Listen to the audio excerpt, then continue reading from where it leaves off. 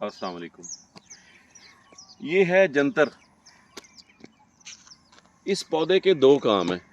जब ये छोटा होता है तो एक बार इसको जानवर खाते हैं ऊपर से, फिर इसको एक बार बड़ा किया जाता है 6 से 8 फुट 9 फुट 10 फुट तक ये चला जाता है।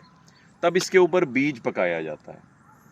बीज पकाया जाता है और इसका जो तीसरा काम है, सर्दियों में इसका जो स्टिक है, ये सारी जो है ये इस्तेमाल होती है चूल्हे में खाना पकाने के लिए।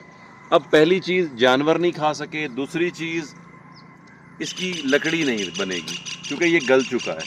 तीसरी चीज़, अब इनके पास बीज नहीं है।